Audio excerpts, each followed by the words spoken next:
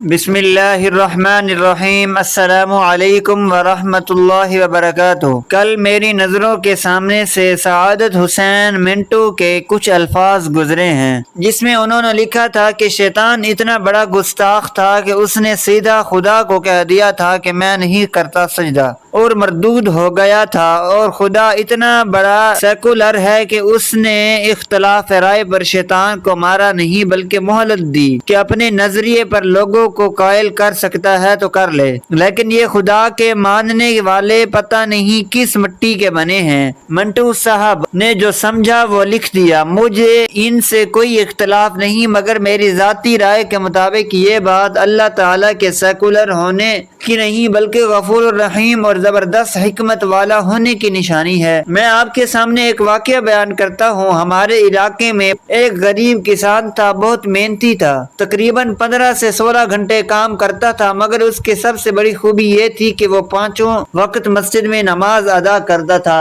اگر بامر مجبوری اسے گاؤں سے باہر جانا پڑتا تو وہ بھی نمازیوں کو بتا کر جاتا تھا کہ میں فلاں نماز تک آ جاؤں گا۔ تمام نمازیوں کی اس سے قربت تھی کیونکہ وہ شخص کوئی چھوٹی سی چھوٹی نیکی کا موقع بھی ہاتھ سے نہیں جانے دیتا۔ ایک بار وہ شخص نہ عصر کی نماز پر آیا نہ مغرب پر آیا، اور پھر عشاء کی اذان کے بعد نمازی اس کا انتظار کرتے رہے، مگر وہ پھر بھی نہ آیا تو سب نے اس کے گھر جا کر اس کی خیریت پوچھنے کا فیصلہ کیا، اور نماز عشاء کے بعد تمام نمازی مل کر اس کے گھر چلے گئے، اور دروازے پر دستک کر کے وہ لوگ اندر داخل ہوئے تو دیکھا کہ کسان سامنے سے نماز پڑھ رہا تھا اور اندر سے اس کی بیوی کے کراہنے کی آوازیں آ رہی تھیں۔ اچانک سے اس کی بیوی نے اس کو آواز دی، اس نے نماز مکمل کیے بغیر سلام پھیرا اور اندر چلا گیا۔ بیوی کو تسلی دلاسا دے کر باہر آیا، ہم سے ملا۔ ہم لوگ اس کی مسجد نہ آنے کی وجہ سمجھ چکے تھے، اس کو اپنے آنے کا مقصد بتایا، اور پھر اس کی بیوی کی تکلیف کے متعلق پوچھا تو کسان نے بتایا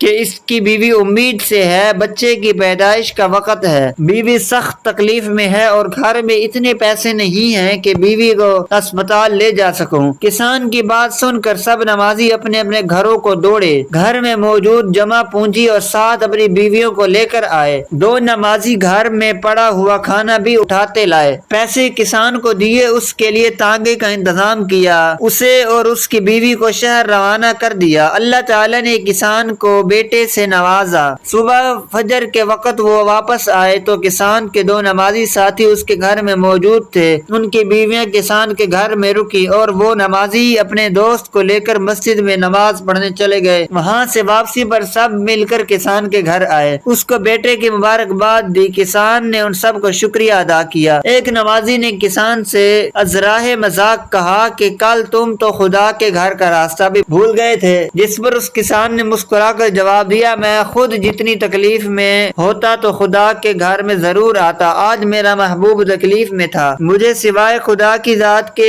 باقی سب کچھ بھول گیا تھا، یہاں تک کہ مجھے اپنی ذات بھول گئی تھی۔ جب میرے کانوں میں میری بیوی کی کراہنے کی آواز پڑتی تھی تو مجھے اور کچھ بھی سنائی یا سمجھائی نہیں دیتا تھا۔ بوقت نماز میں مصلی بھی بیوی کے کمرے کے دروازے کے قریب بچھاتا تھا تاکہ کہیں ایسا نہ ہو کہ بیوی مجھے آواز دے میں سن نہ سکوں۔ میرے دل میں خیال آیا تھا کہ کہیں میرا اللہ مجھ سے ناراض نہ ہو جائے، تو پھر میں نے دل اور زبان سے التجا کرتے ہوئے کہا تھا، یا اللہ تو نے اپنے نبی کی مدد کے لیے بھی تو فرشتے اتارے تھے، کیونکہ تو اپنے محبوب کی جان اور ناموس کی حفاظت کرنا جانتا تھا۔ میں تیرے محبوب کا امتی ہوں اور تجھے بہتر پتہ ہے کہ تیرے محبوب کو اس کی امت کتنی محبوب ہے۔ آج میرے لیے بھی کوئی وسیلہ پیدا کر، میری محبوب کے حال پر رحم کر، بے شک تیری رحمت اور مغفرت غالب ہے۔ یہ دعا کر کے میں نے نماز عشاء کے لیے جائے نماز بچھائی ہوئی تھی کہ آپ لوگ میرے گھر میں داخل ہو گئے ہیں، اور اس بات میں کوئی شک نہیں کہ آپ لوگ میرے لیے فرشتہ رحمت بن کر آئے۔ سب نمازیوں نے باری باری اٹھ کر اس کسان کو گلے لگایا، اس کو بیٹے کی مبارکباد دی اور ساتھ ہی تسلیم کیا کہ اس بات میں کوئی شک نہیں اللہ تعالیٰ سے اس کے محبوب کے صدقے مانگی کوئی دعا رد نہیں ہوتی، اور کوئی ہستی اگر اپنے محبوب کی تکلیف کو برداشت نہیں کرتی تو محبوب کی تکلیف کو کیسے برداشت کر سکتی ہے۔ اس غریب کسان کی کہانی کو سامنے رکھتے ہوئے جب منٹو کے کے الفاظ میری نظروں سے گزرے